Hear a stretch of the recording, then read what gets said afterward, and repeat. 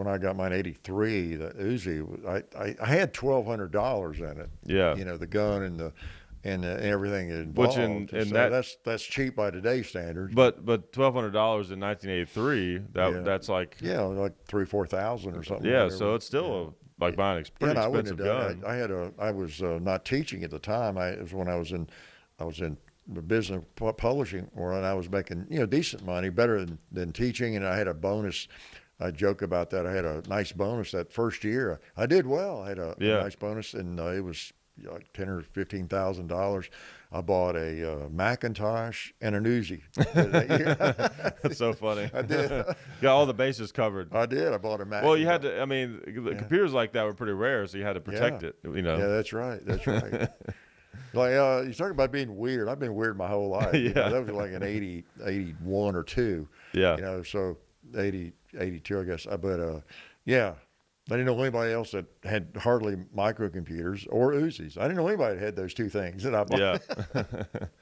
I guess the closest thing I had to that was I remember one of the machine guns I bought on that same day I ordered that bow. That was the same day that I bought that. Bow, that hummingbird, traditional bow, the recurve. Yeah, it's fun being weird. They have a lot of varied interests. Like it's a muzzle loader or a machine gun. Yeah. One thing I was gonna say on that was like.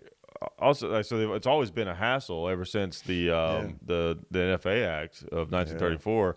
One thing it's funny, like people don't understand though, is like people think that it was like this machine gun free for all before 1986, and that's not true. Like you because you bought yours before 86, right. Like you still had to go through all the same BS. Exactly, and it still wasn't necessarily cheap. And took just as long, probably, if not longer. And everybody wasn't in. Like I say, I didn't know anybody had a machine gun. That really. And then right after 86, it wasn't like nothing was really that different. Like if you bought a machine gun in 1985, and then you bought a machine gun in, let's say, 1988.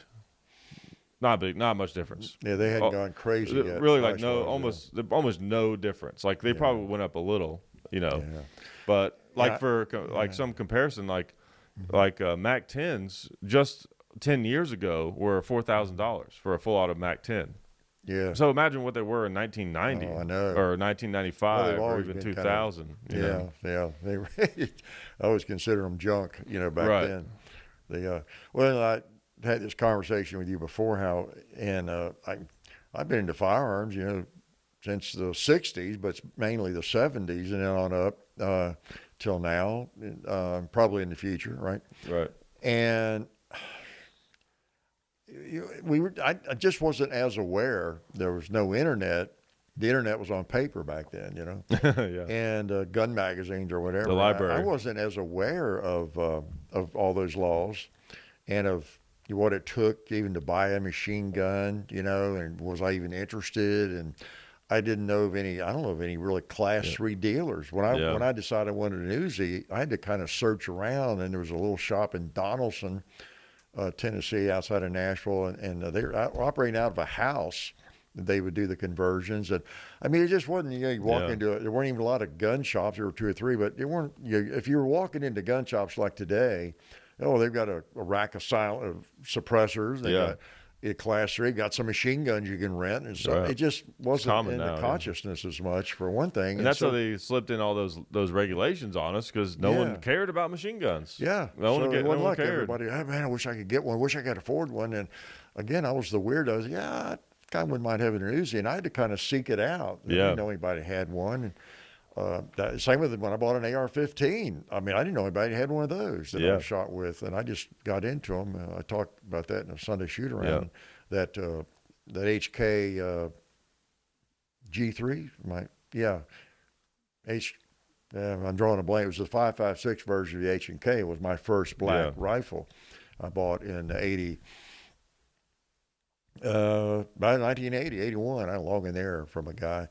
And so I just didn't know a lot of people into it anyway. But back to my point, no internet and not much even in, I remember in gun magazines I read about, here you could buy this and buy that. I guess, one publication I never did really get that much was, what was the newspaper, what was it called? You never did, probably, the gun Oh gosh. Shotgun News. Shotgun News. Good. Yeah. I'm glad you came up with it. I never did really subscribe to it or get it much, but that's always been kind of the one. And I think that stuff was in there. Okay. And that was where you had full pages and spreads. I don't know if they still do that probably online now, but I didn't get that. So. Yeah, I was saying it's like when I got my Uzi, the group people listening probably know, but the Group Industries mini Uzi, the full auto. Like it came with the original box and everything, and there was like an old ad in there, like an old Group Industries ad. Really? It was sickening. I couldn't even look at it just because of like how cheap, how it just like made me mad, like how cheap everything was, and it's like, oh Jesus. So, and see, I was aware of Group Industries because when I got my Uzi, and I was aware of Roger Small and those people in Nashville, and I went to talk to him about getting a conversion for 45 and put in and all that different things. So I knew all that was going on. They were in fact, mine was not a Group Industries, but maybe I had looked at one and I could have gotten it. Maybe it was I don't remember the deal, but I was well aware of them. Right. Even though I was kind of ignorant about the whole market. They're considered to be well made. I know that some of them have some because they're not totally to IMI spec. Yeah, you know, and there's like some little tweaks that have to be done on some of them. You know, mine. So like when I first got it, it seemed like I would have a malfunction out of every like 4 magazines. You know, but the last several times I fired it, it's not malfunctioned even once. So it's almost like because it was like mine was almost unfired. It was very new when I got it, and so I'm wondering if almost like had a kind of a break in. Maybe. You know, mine never did really misfire much. It used a lot of different kinds of ammo in it. So, you know, sometimes you just need a heavier bullet or more powerful ammo with some firearms. They're known to be, like, especially the original Uzi, it's known to be, like, one of the most reliable firearms.